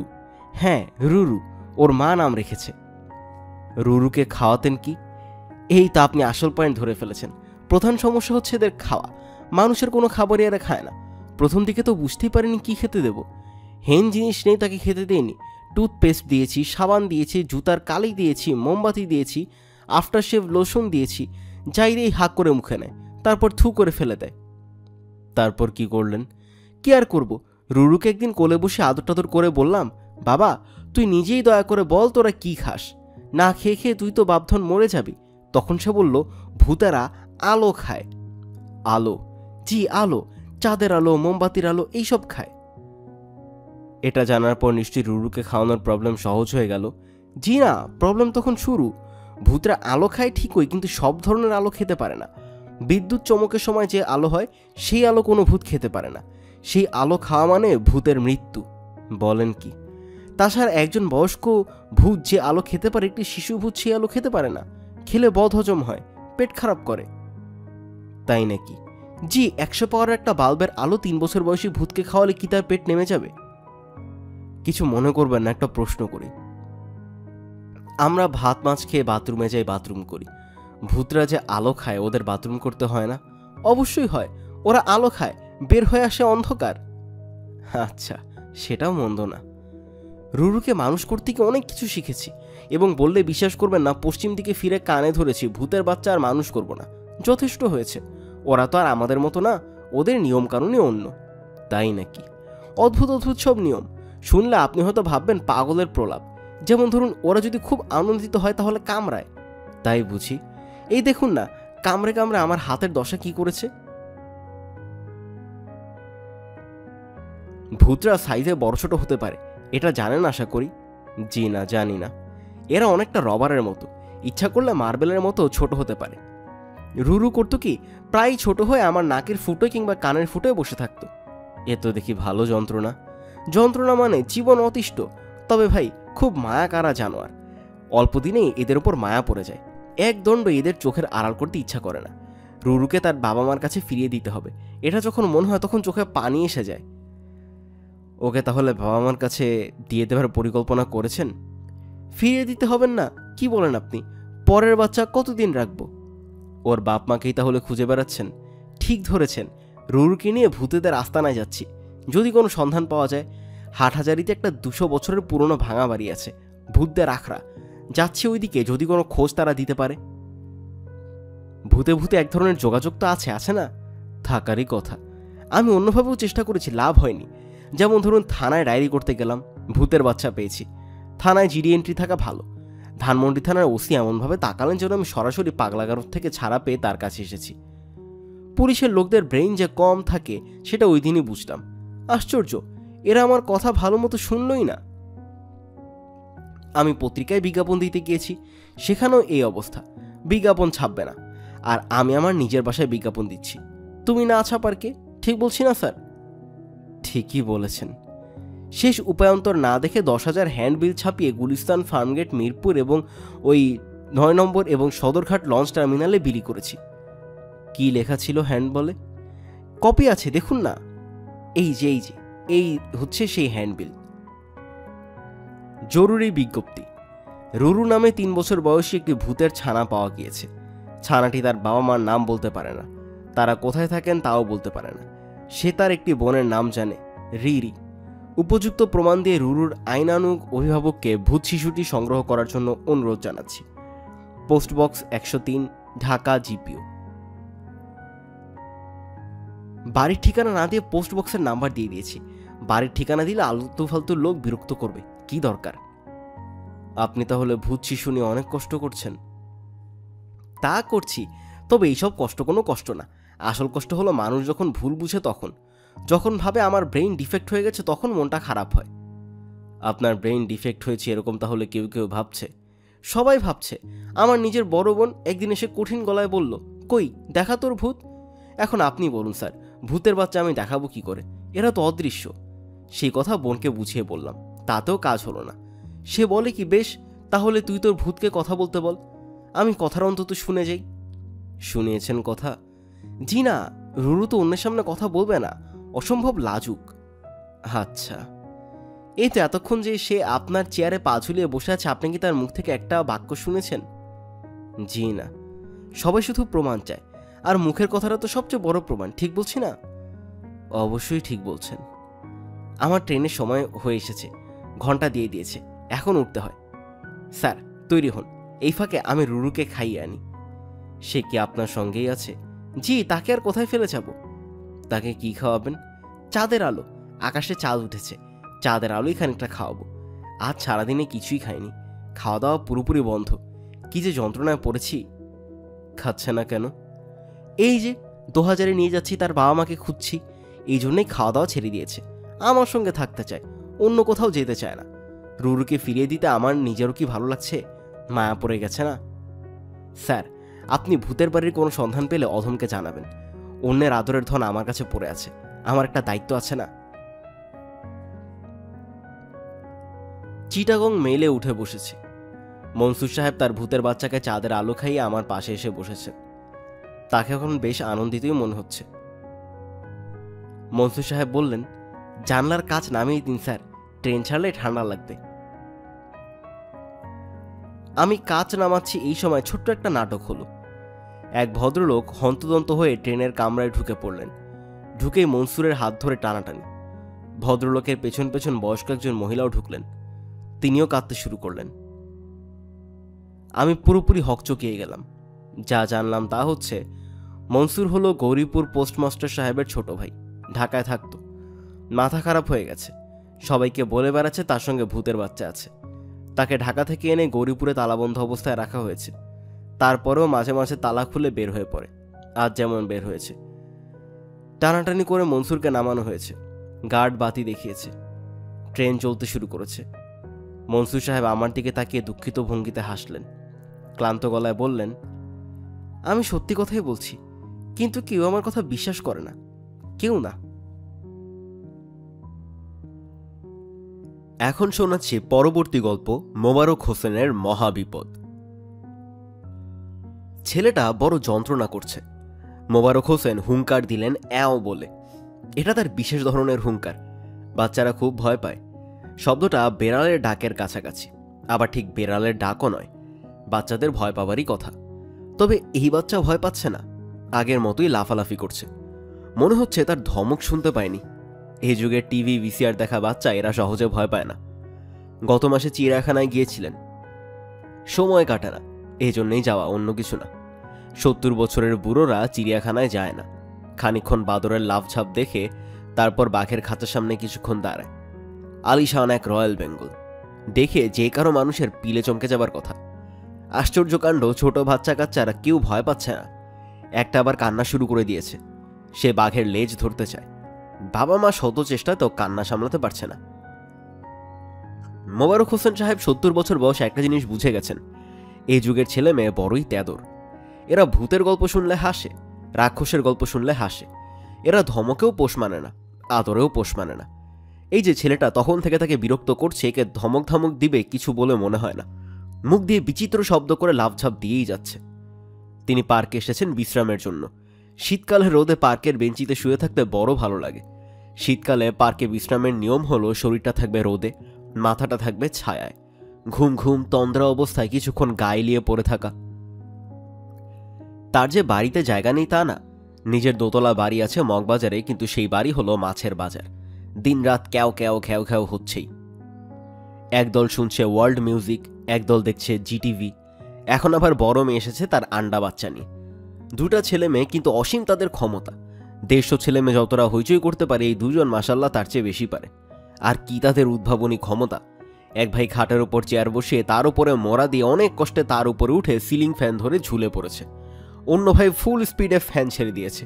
এটাই নাকি তাদের খেলা? এই খেলার নাম হেলিকপ্টার খেলা। যে বাড়িতে হেলিকপ্টার খেলা হচ্ছে, সবচেয়ে কম বিপজ্জনক খেলা, সে বাড়িতে দুপুরে বিশ্রাম নেওয়ার কোনো প্রশ্নই ওঠে না। তিনি কদিন ধরেই পার্কের বেঞ্চিতে এসে কাত হচ্ছেন, কিন্তু আজ মনে হচ্ছে এখানেও বিশ্রাম নেওয়া যাবে না। এই পিচকা বড়ই যন্ত্রণা করছে। মোবারক হোসেন সাহেব উঠে বসলেন, কঠিন গলায় ডাকলেন, এই পিচকা, এদিকে শোনা যা। ছেলেটা চোখ বড় বড় করে তাকাচ্ছে। তুই করে বলায় রাগ করেছ বলে মনে হয়। এই কালের ছেলেপুলের আত্মসম্মান জ্ঞান আবার টনটনে। আপনি কি আমাকে ডাকছেন? সে এগিয়ে এলো, বেঞ্চিতে তার পাশে এসে বসল। বাহ, বেশি স্মার্ট ছেলে তো। এই যুগের ছেলেদের একটা গুণ আছে, এরা স্মার্ট।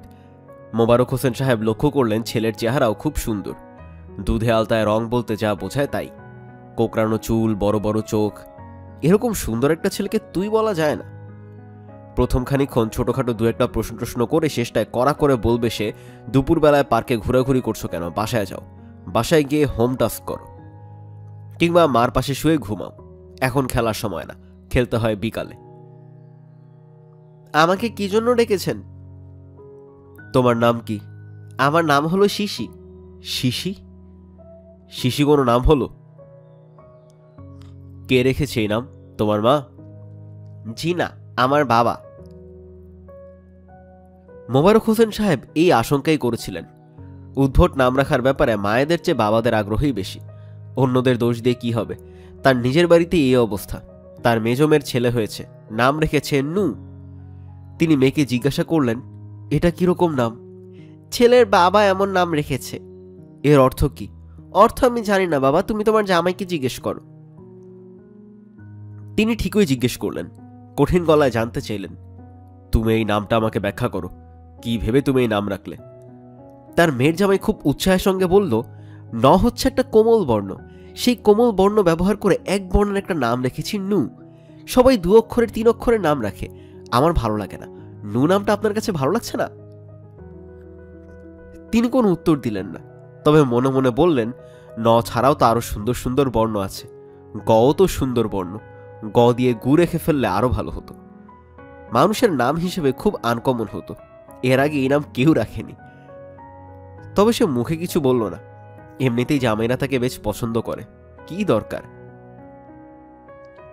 শিশি তার দিকে তাকিয়ে আছে, এখনো তার পা দুলছে। আপনি আমার সঙ্গে খেলবেন? আমার সঙ্গে খেলতে চাও? হ্যাঁ। কি খেলা? আপনি যে খেলা জানেন সে খেলাই খেলবো। আপনি কোন কোন খেলা জানেন? আমি অনেক খেলাই জানি, যেমন ধরো হেলিকপ্টার খেলা। মজার খেলা? মনে হয় বেশ মজার। আমি সিলিং ফ্যান ধরে ঝুলে পড়বার, তুমি ফুল স্পিডে ফ্যান ছেড়ে দেবে। আসুন খেলি। সিলিং ফ্যান নেই, এই খেলা খেলা যাবে না। আর কি খেলা জানেন? প্যারাশুট খেলা বলে একটা খেলা আছে, আমার 2 নাতি একবার খেলেছে। এটাও মন্দ না। এই খেলাতে একটা খোলা ছাতার হাতল ধরে গ্যারাজের ছাদ থেকে লাফ দিয়ে নিচে নামতে হয়। খুব মজার খেলা। মোটামুটি মজার, তবে সামান্য সমস্যা আছে। হাত পা ভেঙে হাসপাতালে কিছুদিন থাকতে হয়। বড় নাতিটা প্রায় 1 মাসের মতো ছিল। শোনো খোকা, বিকেলে আসবে, তখন বাচ্চা কাচ্চারা থাকবে, ওদের সঙ্গে খেলবে। দুপুরবেলা খেলার সময় না। দুপুরবেলা কিসের সময়? দুপুর হচ্ছে হোমওয়ার্ক করার সময়, কিংবা মার পাশে শুয়ে ঘুমোবার সময়। ও আচ্ছা, আমি জানতাম না। আমি তো মানুষের ছেলে না, আমি হচ্ছে পরীদের ছেলে। এই জন্য মানুষের নিয়মকানুন জানি না। তুমি পরীদের ছেলে? জি। তুমি যখন পরীদের ছেলে তখন নিশ্চয়ই উঠতে পারো? জি পারি। পাখা তো দেখছি না। পড়ার টেবিলের ড্রয়ারে রেখে এসেছো বোধহয়। মার কাছে রেখে এসেছি। মার কাছে রেখে আসাই ভালো। তুমি বাচ্চা মানুষ, হারিয়ে ফেলতে পারো, কিংবা ময়লা করে ফেলতে পারো। তুমি থাকো কোথায়? পরীর দেশে? ছেলেটা হ্যাঁ সূচক মাথা নাড়ল। মোবারক হোসেনের ইচ্ছা করছে মিথ্যা কথা বলার জন্য ঠাস করে এর গালে একটা চর বসিয়ে দিতে। তোমার পায়ের জুতা তো মনে হচ্ছে বাটা কোম্পানির। পরীর দেশেও তাহলে বাটা কোম্পানির দোকান খুলেছে? জুতা আমার মা এখান থেকে কিনে দিয়েছে। পরীর দেশে ছেলেমেয়েরা জুতা পরে না, তারা তো আকাশে আকাশেই ওড়ে, তাদের জুতা পরতে হয় না। তুমি তাহলে পরীদের ছেলে, এখানে বেড়াতে এসেছো? মানুষদের বাচ্চার সঙ্গে খেলতে এসেছি, ওরা কত সুন্দর সুন্দর খেলা জানে। তুমি তাহলে প্রথম শরীর বাচ্চা যে মানুষের বাচ্চাদের সঙ্গে খেলতে এসেছো? না তো, আমরা সব সময় আসি। সব সময়? জি, ওদের সঙ্গে খেলি, তারপরে চলে যাই, ওরা বুঝতে পারে না। তাই নাকি? জি, যখনই দেখবেন একদল ছেলেমেয়ে খেলছে তখনই জানবেন ওদের মধ্যে অবশ্যই দু একজন পরীর ছেলেমেয়ে আছে।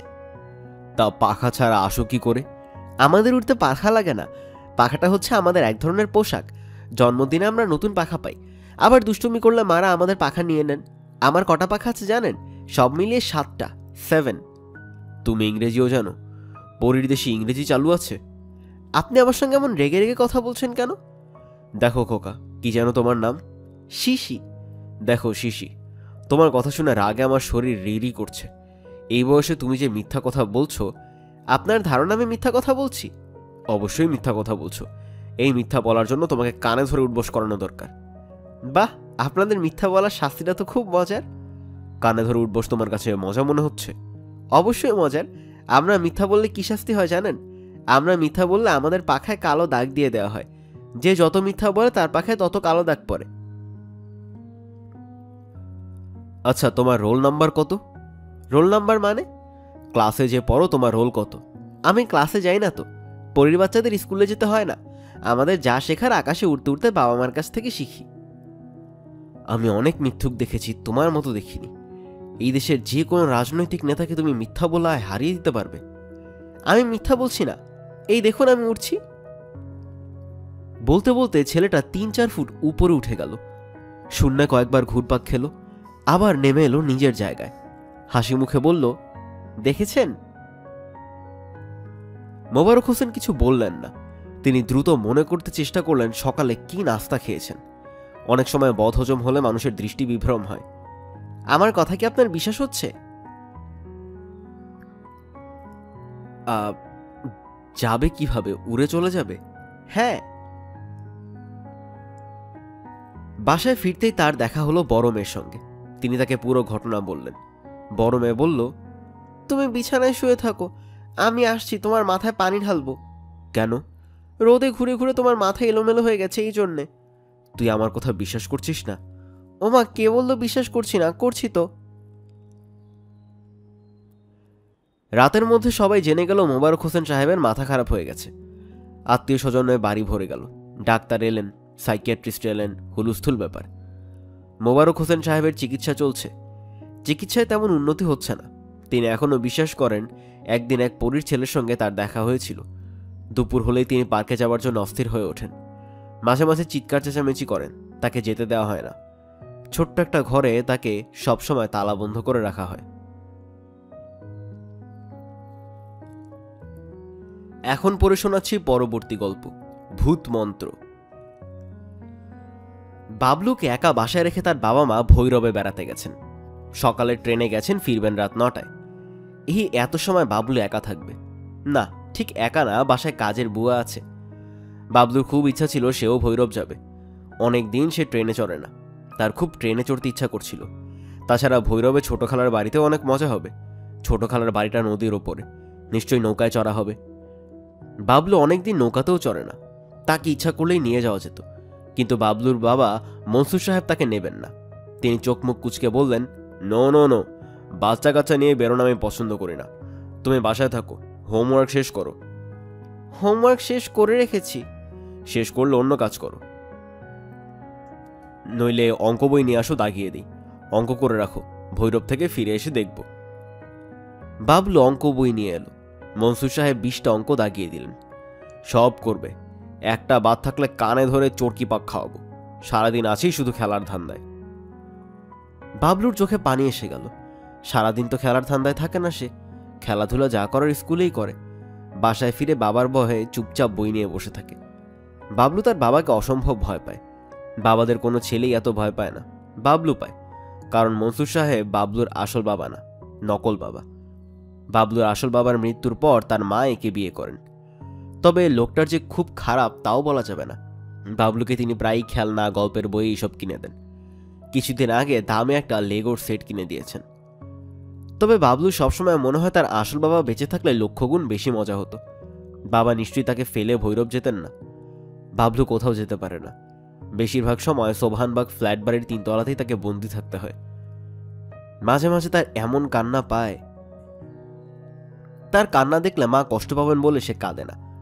তার খুব যখন কাঁদতে ইচ্ছা করে তখন সে বাথরুমের দরজা বন্ধ করে কাঁদে। বের হয়ে আসার সময় চোখ মুছে এমনভাবে বের হয় যে কেউ কিচ্ছু বুঝতে পারে না। বাবলু বসার ঘরে অঙ্ক বই নিয়ে বসেছে। মনসুর সাহেব 20টা অঙ্ক দাগিয়ে দিয়ে গেছেন। এর মধ্যে সে মাত্র একটা অঙ্ক করেছে। অঙ্কগুলি এমন কঠিন। বুয়া গ্লাস ভর্তি দুধ রেখে গেছে, দুধ খেতে হবে, না খেলে সে নালিশ করবে।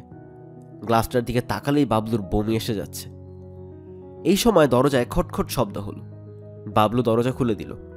7-8 বছর বয়সী দুষ্টু দুষ্টু চেহারার একটা ছেলে দাঁড়িয়ে আছে, খালি পা, পরনের সাইজে বড় একটা প্যান্ট খুলে পড়ার মতো মনে হচ্ছে, আর সে টেনে টেনে তুলছে। তার গায়ে রঙিন শার্টের একটা বোতাম নেই, বোতামের জায়গাটা সেফটি পিন দিয়ে আটকানো। ছেলেটা বাবলুর দিকে তাকিয়ে দাঁত বের করে বলল, এই, তুই আমার সঙ্গে খেলবি? কি রে, কথা বলছিস না কেন? খেলবি? না, আমি অনেক মজার মজার খেলা জানি। আমি খেলবো না, অঙ্ক করছি। সকালবেলা কি অঙ্ক করে? আয় কিছুক্ষণ খেলি, তারপর অঙ্ক করিস। আমাকে তুই তুই করে বলছো কেন? বন্ধুকে তুই তুই করে বলবো না? বন্ধুকে বুঝি আপনি আপনি করে বলবো? আমি তোমার বন্ধু না। বন্ধু না এখন হবি? ওই গ্লাসটায় কি দুধ নাকি? হ্যাঁ। তোকে খেতে দিয়েছে? হ্যাঁ। খেতে ইচ্ছা করছে না? না। দুধটাকে পেপসি বানিয়ে তারপরে খা। পেপসি কিভাবে বানাবো? মন্ত্র পড়লেই হয়, এর মন্ত্র আছে। মন্ত্র জানিস না? আমি মন্ত্র জানি, মন্ত্র পড়ে পেপসি বানিয়ে দিব? দাও। যদি দেই তাহলে কি তুই খেলবি আমার সঙ্গে? হ্যাঁ। ছেলেটা ঘরে ঢুকলো, চোখ বন্ধ করে বিড়বিড় করে কি যেন বলে গ্লাসে ফু দিল। বাবলু দেখলো দুধ দুধের মতোই আছে, আগের মতোই কুৎসিত, স্বর ভাসছে। দেখলি দুধ কেমন পেপসি বানিয়ে দিলাম? কঠিন মন্ত্র, তোকে শিখিয়ে দিব। এই মন্ত্র দিয়ে খাবার জিনিস বদলে ফেলা যায়। মনে কর তোকে ছোট মাছ দিয়ে ভাত দিয়েছে, ছোট মাছ খেতে ইচ্ছা করছে না, মন্ত্র পরে ফু দিবি, ছোট মাছ হয়ে যাবে মুরগির রান। তুই মুরগির রান খাস না বুকের মাংস? দুধ তো আগের মতোই আছে, একটু বদলায়নি। আরে দেখাচ্ছে দুধের মতো, কিন্তু এর স্বাদ এখন পেপসির মতো, খুব ঝাঁজ। এক চুমুক খেলেই টের পাবি। একটা চুমুক দিয়ে দেখ। বাবলুর রাগ লাগছে, ছেলেটা তাকে বোকা বানানোর চেষ্টা করছে। আরে আমার দিকে এমন রাগি রাগি চোখে তাকিয়ে আছিস কেন? একটা চুমুক দিয়ে দেখ। বাবলু ভাবলো এক চুমুক খেয়ে দেখাই যায়, ক্ষতি তো কিছু নেই। বাবলু চুমুক দিল, চুমুক দিয়েই থু করে ফেলে দিল। দুধ দুধের মতোই আছে, তার মুখের ভেতর দুধের সঙ্গে একগাদা সরও ঢুকে গেছে। এই ছেলে দেখে মহা তেদর, তাকে খুব বোকা বানালো। পেপসি হয়নি? না, সময় লাগবে। দিনের বেলা মন্ত্র চট করে লাগে না। দুধের গ্লাসটা এক কোনায় রেখে দে, কিছুক্ষণ পর দেখবি দুধ বদলে পেপসি হবে। এখন আয় আমরা খেলি, বেশিক্ষণ খেলবো না, আর অল্প কিছুক্ষণ খেলে আমি চলে যাব। আমি খেলবো না, আমাকে অঙ্ক করতে হবে। তাছাড়া তুমি মিথ্যাবাদী, মিথ্যাবাদীর সঙ্গে আমি খেলি না। আমি মিথ্যাবাদী কে বললো? দুধটা বদলাতে সময় লাগছে, বললাম না, গরমের সময় মন্ত্র সহজে ধরে না। তুমি চলে যাও, আমার অঙ্ক শেষ করতে হবে। কঠিন অঙ্ক? হ্যাঁ কঠিন। খুব কঠিন? হ্যাঁ খুব কঠিন। কঠিন অঙ্ক সহজ করার একটা মন্ত্র আছে, সেটা শিখিয়ে দিব। যে কোনো কঠিন অঙ্কের দিকে তাকিয়ে মন্ত্রটা পড়ে দুবার ফু দিলেই অঙ্ক সহজ হয়ে যাবে, চট করে করতে পারবি। দেবো শিখিয়ে? তুমি আমার সঙ্গে ফাজলামি করছো কেন? তুমি কি ভেবেছো আমি বোকা? আমি মোটেই বোকা নই। মন্ত্র শিখবি না? না শিখবো না। আর শোনো, আমাকে তুই তুই করবে না। তুই এমন রেগে আছিস কেন? রাগ করতেও ভালো না। আচ্ছা শোন, রাগ কমাবার মন্ত্র আমার কাছ থেকে শিখবি। এই মন্ত্রটা খুব সহজ, হাত মুঠো করে এই মন্ত্র একবার পড়লে রাগ কমে যায়। নিজের রাগ তো কমেই, আশেপাশে যারা আছে তাদের রাগও কমে। মনে কর তোর বাবা খুব রাগ করেছেন, তুই হাত মুঠো করে একবার মন্ত্রটা পড়বি, দেখবি মজা। তোর বাবার সব রাগ পানি হয়ে যাবে, তাকে হাসি মুখে কোলে তুলে নিবে। তুমি যাও তো। চলে যাব? হ্যাঁ চলে যাবে, এবং আর কোনোদিন আসবে না। আচ্ছা চলে যাচ্ছি, একটা খাতার কলম আনো, চট করে মন্ত্রগুলো লিখে ফেল। আমি একবার চলে গেলে আর আমাকে পাবি না। তোমাকে আমার দরকারও নেই। সত্যি চলে যাব? হ্যাঁ চলে যাও। আচ্ছা চলে যাচ্ছি। তুই এমন মন খারাপ করে বসেছিলি দেখে এসেছিলাম। আমি কে জানিস? আমি হচ্ছি ভূত রাজার ছেলে। ভূতদের সব মন্ত্র আমি জানি। খাতাটা দে না, অদৃশ্য হবার মন্ত্রটা লিখে রেখে যাই। চোখ বন্ধ করে 3 বার এই মন্ত্রটা পড়লেই অদৃশ্য হয়ে যাবে, আর কেউ তোকে দেখতে পাবে না। তুমি যাও তো। ছেলেটা মন খারাপ করে চলে গেল। বাবলু দরজা বন্ধ করে আবার অঙ্ক নিয়ে বসলো। কি যে কঠিন সব অঙ্ক। বাবলু দীর্ঘ নিঃশ্বাস ফেলল। রান্নাঘর থেকে বুয়া চেঁচিয়ে বলল, দুধ খাইছ? না। তাড়াতাড়ি খাও, না খাইলে তোমার আব্বার কাছে নালিশ দিমু। বাবলু দুধের গ্লাস হাতে নিয়ে হতভম্ব হয়ে গেল। দুধ কোথায়? গ্লাস ভর্তি পেপসি, বরফের 2টা টুকরাও ভাসছে। বাবলু ভয় একটা চুমুক দিল। হ্যাঁ, সত্যি সত্যি পেপসি। এই মন্ত্র তাহলে সত্যি হচ্ছে। বাবলু ছুটে ঘর থেকে বের হলো। ছেলেটাকে পাওয়া গেল না। ফ্ল্যাটের দারোয়ান বলল, শার্ট পরা একটা ছেলেকে সে শীষ দিতে দিতে রাস্তার ফুটপাত ধরে এগিয়ে যেতে দেখেছে। এর বেশি আর কিছু সে জানে না। এখন শোনাচ্ছি পরবর্তী গল্প, পানি রহস্য। মবিন সাহেব বাগানের ফুল গাছে পানি দিচ্ছিলেন। তার সামনে জয়নাল দাঁড়িয়ে আছে। অনেকক্ষণ ধরেই আছে। মাঝে মাঝে খুক খুক করে কাশছে। পায়ের বুড়ো আঙুল দিয়ে মাটিতে নকশা কাটছে। মুখে কিছু বলছে না। মবিন সাহেব বললেন, কিছু বলবি না কি রে জয়নাল? আজ কাজকর্ম নেই? যে না। জয়নালের বয়স 40-এর ওপর। বিয়ে টিয়ে করেনি, একা মানুষ। এক কামারের দোকানে কাজ করে। হাপড় চালায়, কয়লায় ফু দেয়। রাতে ওই দোকানের একপাশে চট বিছিয়ে ঘুমিয়ে থাকে। মবিন সাহেব বছরখানিক আগে কামারের দোকানে একটা শাবল বানাতে দিয়েছিলেন। জয়নাল তাকে বসিয়ে রেখে শাবল বানিয়ে দিল। নামমাত্র দাম নিল। সেইখান থেকে পরিচয়। মবিন সাহেবের মনে হয়েছে জয়নাল অতি ভদ্র, অতি সজ্জন একজন মানুষ। একটু বোধহয় বোকা, তাতে কিছু যায় আসে না। চালাক বালকের চেয়ে বোকা সজ্জন ভালো। সে ছুটি ছাটার দিনে মবিন সাহেবের বাড়িতে আসে। কিছু বলে না, মাথা নিচু করে মেঝেতে চুপচাপ বসে থাকে। মবিন সাহেব তার নাতনিদের সঙ্গে গল্প করেন। সে গভীর আগ্রহ নিয়ে শুনে। আজ বোধহয় গল্প শোনার লোভেই এসেছেন। কি রে জয়নাল, কিছু বলবি? কিছু বলার থাকলে বলে ফেলে, তো লজ্জা কিসের? ওই গল্পটা আবার শুনতে আইছি। কোন গল্প? পানির উপরে দিয়া যে হাঁটে। একবার তো শুনেছিস, আবার কেন? মনটা টানে। সে ভাবল যে বোকা মানুষ, হয়তো ভালো করে বুঝতে পারেনি। এখন ভালো মতো বুঝতে চায়। বস আমার সামনে, গল্পটা আবার বলি। গল্প শেষ করার পরে সে জিজ্ঞাসা করল, উনারা সাধু ছিলেন? হ্যাঁ, সাধু ছিলেন। সাধারণ মানুষ তার পানির ওপর হাঁটতে পারে না। পারে না কেন স্যার? মানুষের ওজন পানির চেয়ে বেশি। আর্কিমিডিসের একটা সূত্র আছে। তুই তো বুঝবি না, লেখাপড়া না জানলে বুঝানো মুশকিল। আমি লেখাপড়া জানি, ক্লাস 3 পাস করছিলাম। 5-এর ঘরের নামতা জানি। 5-এর ঘরের নামতা জানলে হবে না, আরো পড়াশোনা জানা লাগবে। জি আচ্ছা স্যার, আজ উঠি। আচ্ছা যা।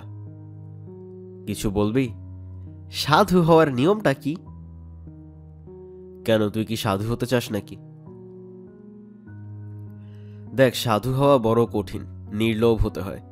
পরের মঙ্গলের জন্য জীবন উৎসর্গ করতে হয়। তারা কখনো মিথ্যা বলে না। সাধারণ মানুষ মিথ্যা না বলে থাকতে পারে না। সামান্য হলেও মিথ্যা বলতে হয়। স্যার, আমি মিথ্যা বলি না। ভালো, খুব ভালো। আমার কোনো লোভও নাই। তুই তো তাহলে সাধুর পর্যায়ে চলেই গেছিস। স্যার যাই। আচ্ছা যা, শোন, একটু দাঁড়া। মবিন সাহেব ঘর থেকে একটা পুরনো কোট এনে দিলেন। কোটের রং জ্বলে গেছে, হাতের কাছে পোকায় কেটেছে, তবু বেশ গরম। জয়নাল ব্যবহার করতে পারবে। মবিন সাহেব লক্ষ্য করছেন এই শীতেও জয়নাল পাতলা একটা জামা পরে থাকে, খালি পায়ে হাঁটে। কোট যেদিন দিলেন সেদিন সন্ধ্যাতেই মবিন সাহেবের সঙ্গে জয়নালের আবার দেখা।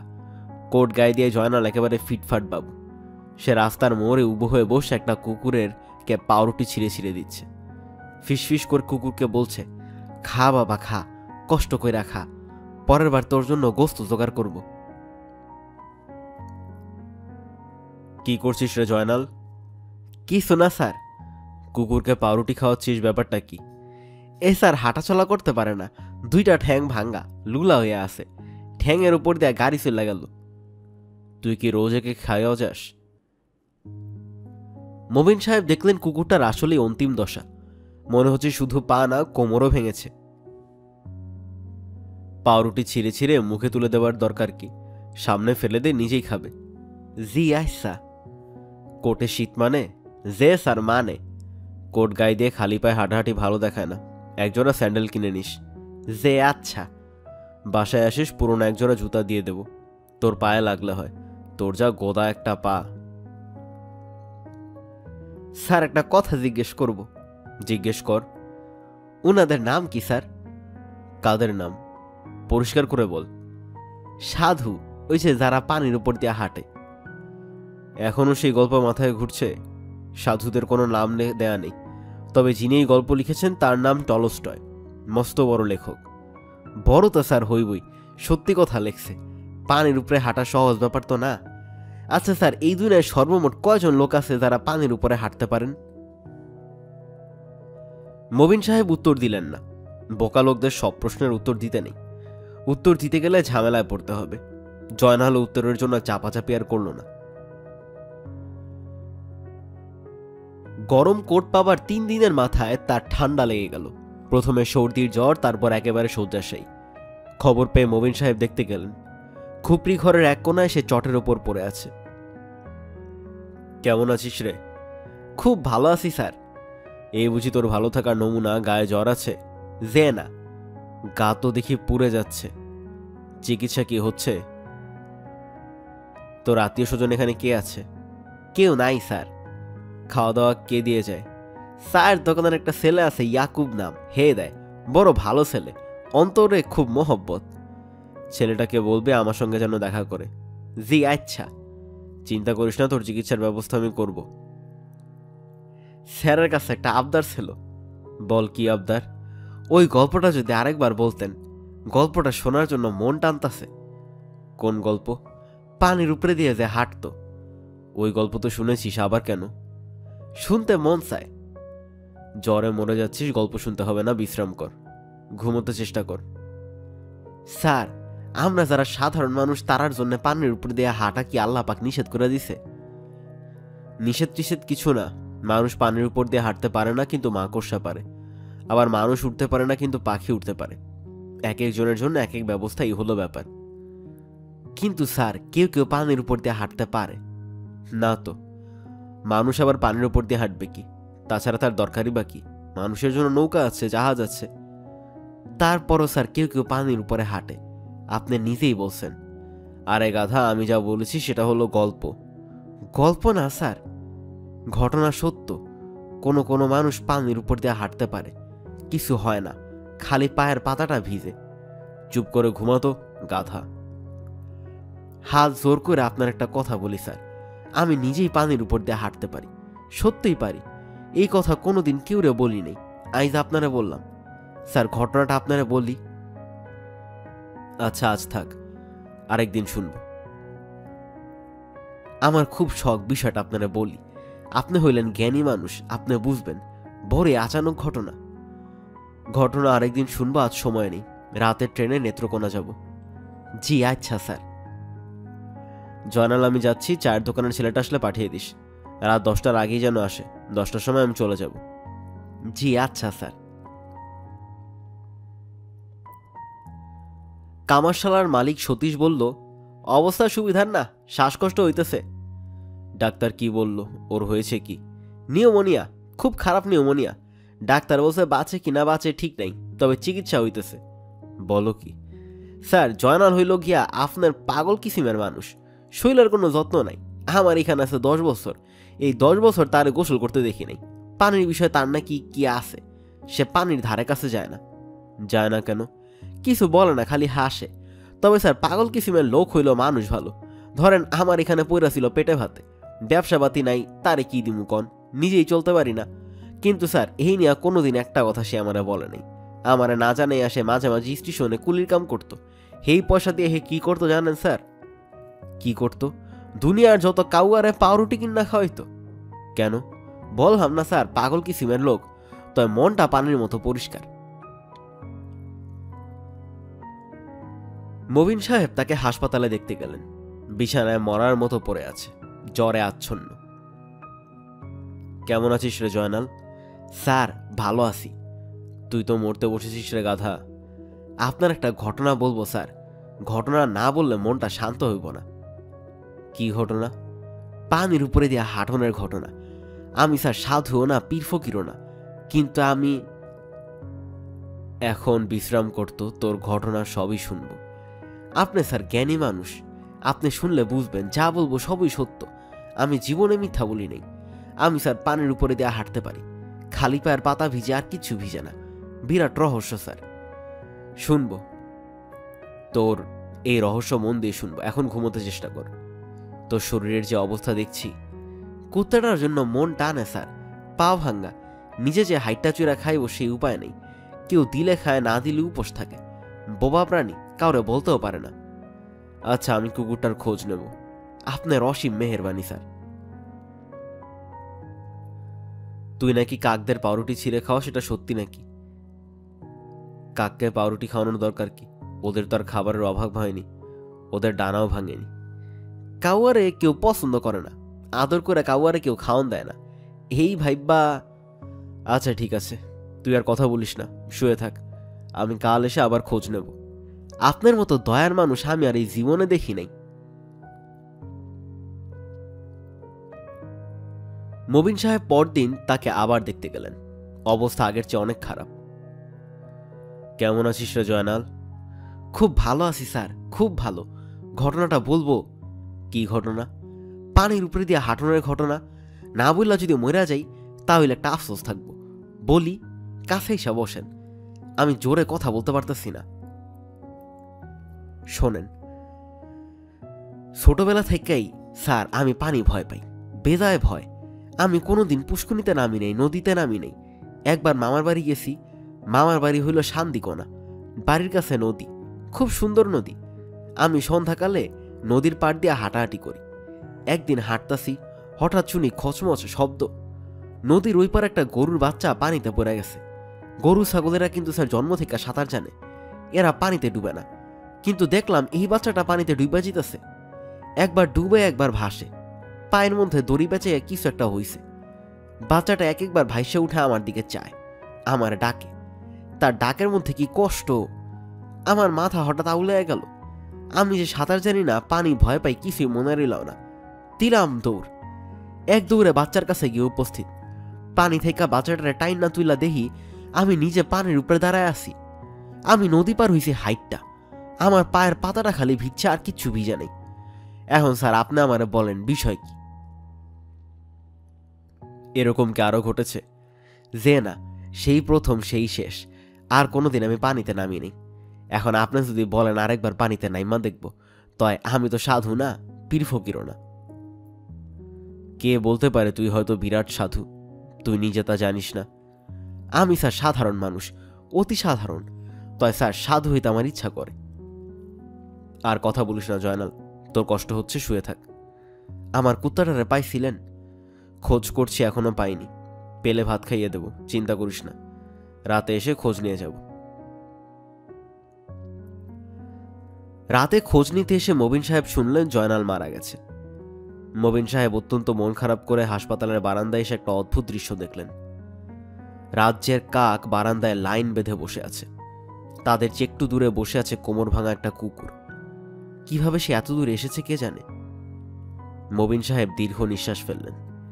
এই জগতে কত রহস্যই না আছে, কোনোদিন কি সব রহস্য ভেদ হবে?